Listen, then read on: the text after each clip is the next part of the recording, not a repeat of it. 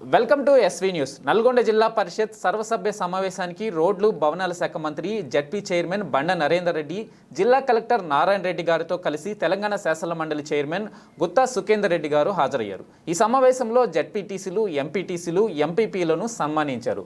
అనంతరం గుత్తా సుఖేందర్ రెడ్డి మాట్లాడుతూ జిల్లాలోని చాలా గ్రామాల్లో తాగునీటి సమస్య ఉందని, మిషన్ భగీరథ ద్వారా అంతటా నీటి సరఫరా అవ్వడం లేదని, తన సొంత గ్రామంలోనే సగం గ్రామానికి మాత్రమే తాగునీటి సరఫరా అవుతుంది చెప్పారు. అలాగే జిల్లాలో ఉన్న ఇరిగేషన్ ప్రాజెక్టులు చివరి దశలో ఆగిపోయాయని, వాటికి త్వరగా నిధులు విడుదల చేస్తే రైతులకు మేలు జరుగుతుందని తెలిపారు. డిండి, పెండ్లిపాకల, నక్కలగండి, ఉదయ సముద్రం, ఎస్ఎల్బీసీ ప్రాజెక్టులను తొందరగా పూర్తి చేయాలని కోరారు.